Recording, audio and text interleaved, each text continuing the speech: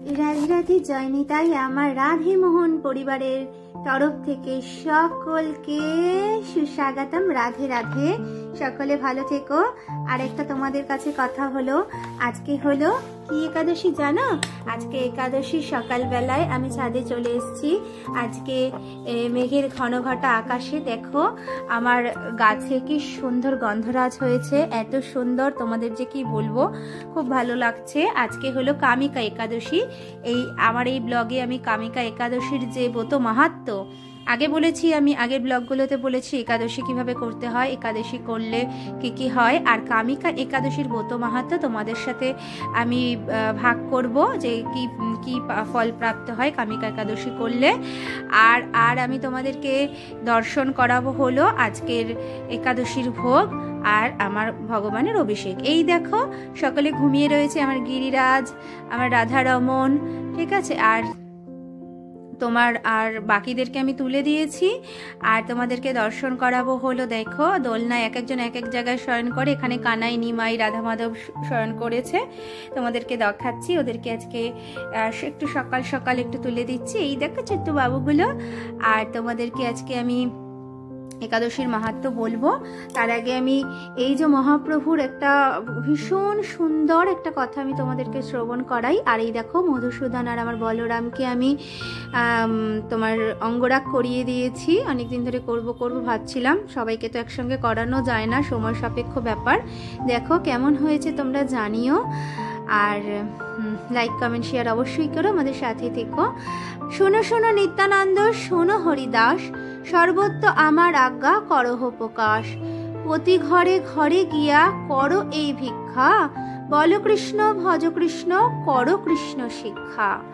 দেখো কত সুন্দর চৈতন্য মহাপ্রভু আমাদের বলেছেন, মানে নিত্যানন্দ প্রভু আর হরিদাস ঠাকুরকে, হরিদাস প্রভুকে বলেছেন যে তোমরা এইভাবে হরিনাম গিয়ে আমাদের হরির নাম, কৃষ্ণ নাম সকলের দ্বারে দ্বারে, সকলের গৃহে গৃহে গিয়ে তোমরা প্রচার করো।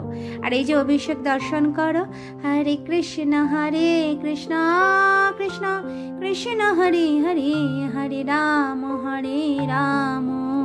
রাম রাম হরে হরে। আর এই মানে একাদশী, এই একাদশীর কথা, এই একাদশীর মধ্যেই ভগবান সমস্ত কিছু দিয়ে দিয়েছেন। এর থেকে পবিত্র ব্রত আর কিছু নেই, এর থেকে শ্রেষ্ঠ আর কিছু নেই। ভগবান এই ব্রতের মধ্যেই সমস্ত পুণ্য, সমস্ত ভালো লাগা, সমস্ত কিছু কৃপা দিয়ে দিয়েছেন। আর এই যে দেখো আমার গোপাল সোনার অভিষেক হচ্ছে।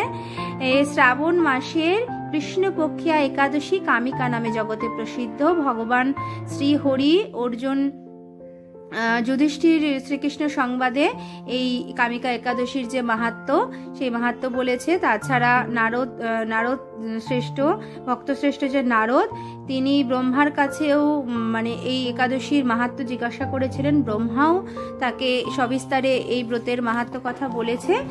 আর এই যে ব্রত করলে, এই ব্রত করলে কি হচ্ছে, সাগর ও অরণ্যযুক্ত পৃথিবী দানের যে ফল, সেই ফল পাওয়া যায়। হ্যাঁ, আর হলো তোমার দুগ্ধবতী গাভী যদি কাউকে দান করা যায়, তার দানের যে ফল এই কামিকা একাদশী করলে পাওয়া যায়, ঠিক আছে।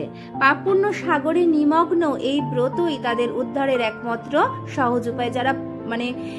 যারা পাপ পুণ্য সাগরে নিমজ্জিত রয়েছে, সারাক্ষণ পাপী আমরা মানুষ, সেই অধমকে ভগবান উদ্ধার করেন যারা এই কামিকা একাদশী ব্রত নিষ্ঠা সহকারে ভগবানকে ভালোবেসে পালন করেন। এইরকম পবিত্র পাপ নাশক শ্রেষ্ঠ ব্রত আর জগতে নাই, মানে এরকম ব্রত আর কিন্তু জগতে তোমরা পাবে না। শ্রীহরি স্বয়ং এই ব্রত মাহাত্ম্য কীর্তন করেছে। আর যারা রাত্রি জাগরণ করে এই ব্রত পালন করে, তাদের কখনো দুঃখ দুর্দশাগ্রস্ত সাগরে নিমজ্জিত হয় না। কারণ আমরা কোথায় রয়েছি? দুঃখময় সাগরে। সেই সাগর থেকে তো উদ্ধার প্রাপ্ত হতে হবে।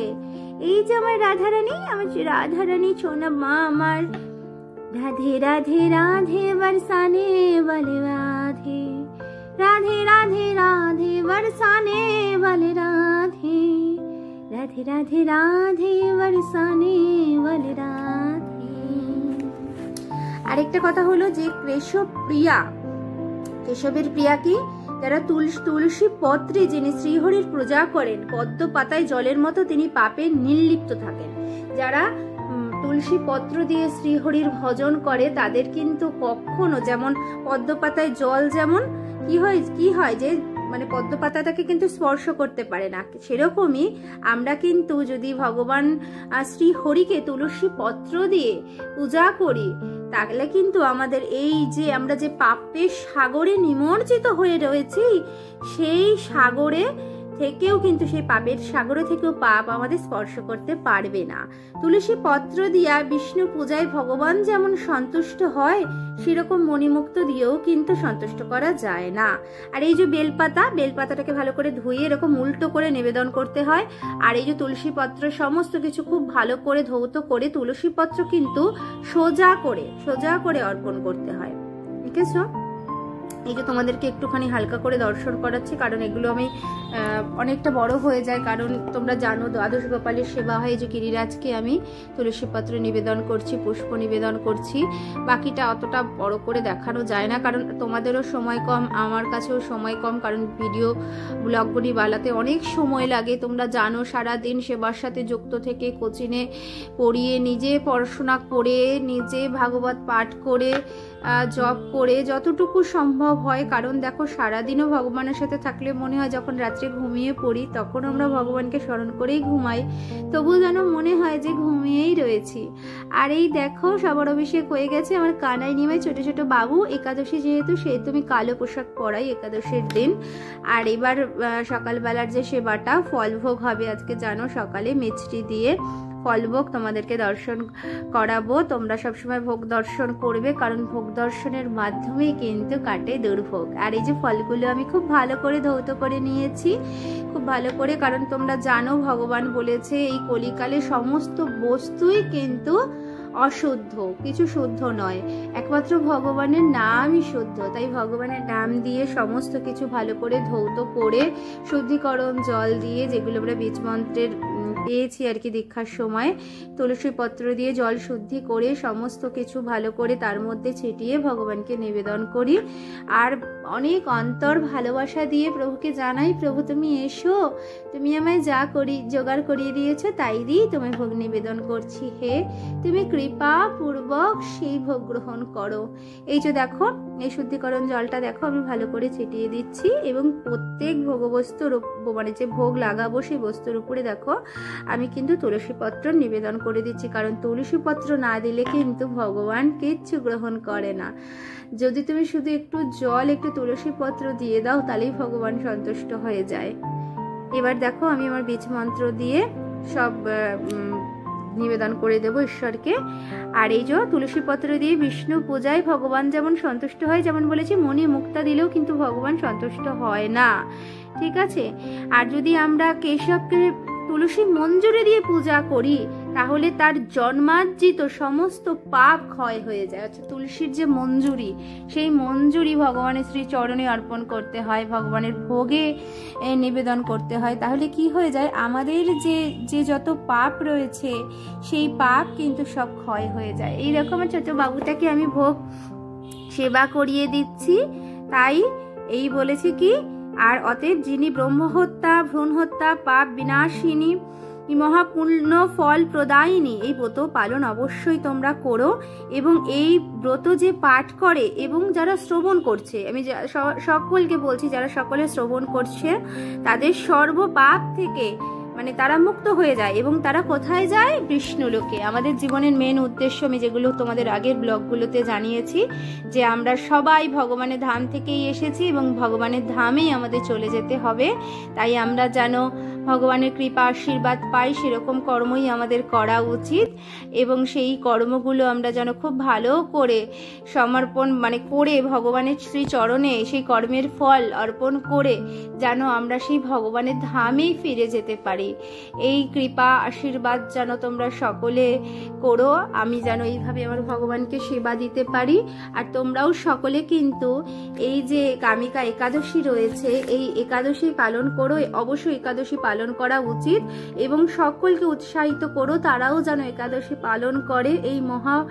এই যে মহা মানে কি বলবো যে উপবাস বা ব্রত ভগবানের সন্নিকটে বাস, সেটা সকলে করো আর সকলে ভগবানের সাথে যুক্ত থেকে থেকো, সকলে সৎকর্ম করো, ভগবানকে সাথে নিয়ে চলো, সকলে ভালো থেকো, সুস্থ থেকো, ঈশ্বরের কাছে এই প্রার্থনাই করি। আর সকলকে তোমাদের দর্শন করিয়ে দিচ্ছি। দেখো সকলের শ্রীচরণে আমি পুষ্প অর্পণ করে দিয়েছি, আবার সকলের চরণে বক্ষে তুলসীপত্র আমি নিবেদন করিয়ে দিয়েছি। ছোট ছোট ব্লগ আকারে তো অত কিছু বলা সম্ভব নয়, তবু ভগবান ঈশ্বর যতটুকু আমার মাধ্যমে বলায় ততটুকুই আমি বলতে চাই, যেন তোমরাও উপকৃত হতে পারো, ভগবানের সেবা করতে পারো।